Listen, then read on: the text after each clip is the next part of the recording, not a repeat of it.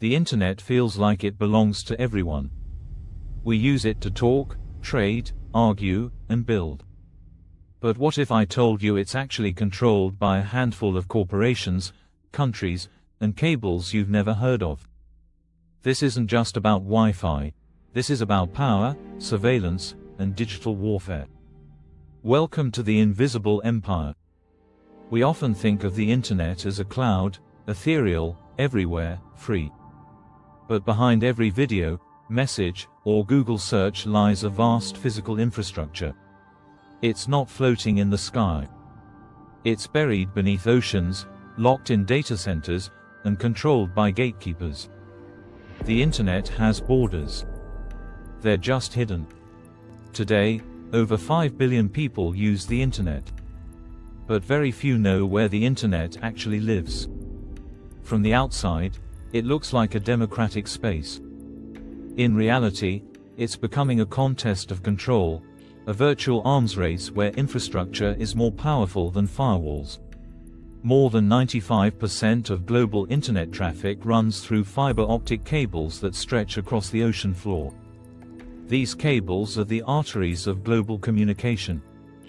They transmit everything, from emails to banking transactions to military secrets. And who owns them? Tech giants and telecoms, Google, Facebook, Meta, Microsoft, Amazon, and a few massive infrastructure firms like Subcom, Orange Marine, and NEC. Google alone owns or co-owns more than 20 undersea cables, including the Dunant cable linking the US and France, and the Grace Hopper cable connecting the US with the UK and Spain. These investments are not just for speed, they're for sovereignty. Controlling a cable means controlling latency, bandwidth, and surveillance. Private ownership of such strategic infrastructure raises questions about global security. If a company can reroute traffic, slow data, or shut down connections, who's really in charge? Cables pass through geographic choke points, like the Suez Canal, the Strait of Malacca, and the South China Sea. These regions are not just shipping routes, they're digital bottlenecks. Disruptions here could break connections between entire continents. Some of these cables have already been targets of sabotage or surveillance. In 2022, a mystery underwater event severed part of Norway's fiber infrastructure. Theories suggested it was an act of espionage. The US and allies have tapped into cables before. The NSA's Fairview and PRISM programs, revealed by Edward Snowden, showed how intelligence agencies work with telecom companies to extract data straight from cables. Meanwhile, China has been investing in its own global cable network, through companies like Huawei Marine Networks. These cables often bypass the Western-controlled infrastructure, ensuring Chinese independence and reducing vulnerability to Western surveillance. This raises a chilling question. If the flow of digital life can be manipulated or intercepted at sea, how secure is any of it? Every click you make is stored somewhere. Data centers, massive server warehouses, are the vaults of our digital lives. And they're not evenly spread. Amazon Web Services, AWS, Microsoft Azure, and Google Cloud dominate the global cloud market.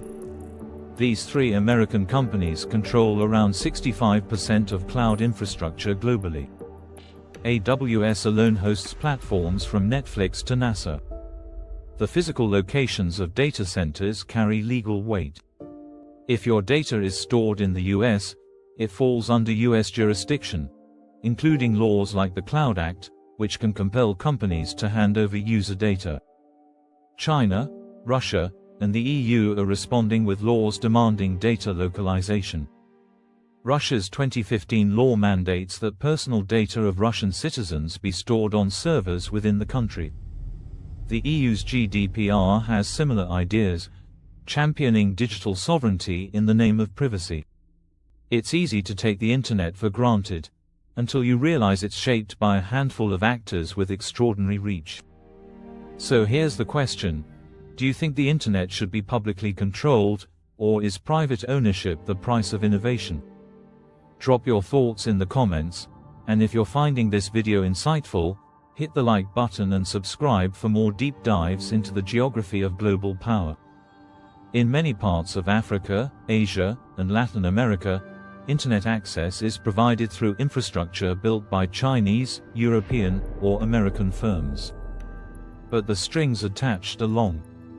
In sub-Saharan Africa, China's digital Silk Road is laying cables, building 5G networks, and offering cheap smartphones, all embedded with Chinese tech ecosystems. Huawei and ZTE dominate telecom contracts in over 40 African countries. This isn't aid. It's digital dependency. Western companies aren't exempt either. Facebook's attempt to launch free basics in India was marketed as philanthropy, offering free internet access. But the catch? Only Facebook-approved websites were accessible. India rejected it, calling it a violation of net neutrality. This new form of influence, without armies, without borders, is what some call digital colonialism. Access is power. And when outsiders control access, they also shape culture, commerce, and even politics. Beyond cables and data centers lies a more abstract battlefield: governance.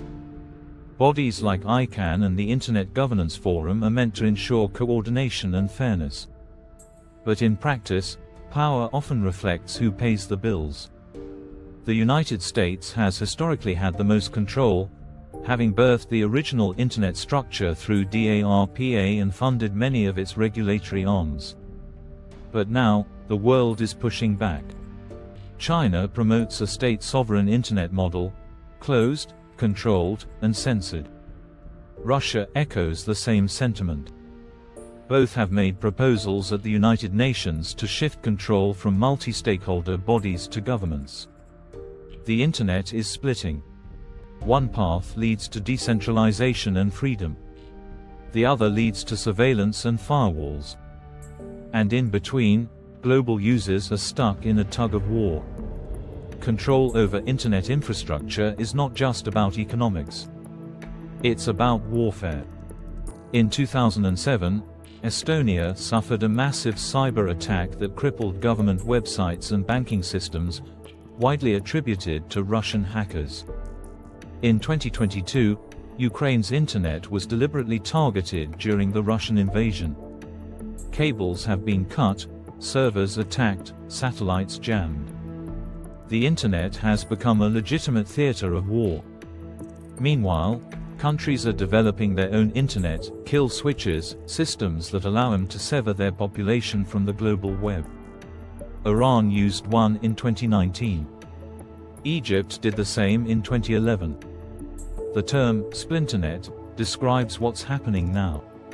A once unified network is being fractured by national interests, economic rivalries, and ideological wars. China's Great Firewall blocks Western platforms. Russia's Runet seeks isolation. The EU wants regulation. The US champions a free, open web, but protects its digital monopolies. Imagine a world where your digital experience changes not just by app, but by location, where search results, news, and even facts differ depending on which version of the internet you're allowed to access. That world is no longer theoretical. It's already here. The internet was once a promise of global freedom. Today, it's the most powerful geopolitical weapon never built with guns. Submarine cables, data centers, and surveillance systems have turned our most democratic tool into a digital empire, owned and governed by the few. So, what kind of internet do we want to build? One that empowers everyone, or one that answers only to empires?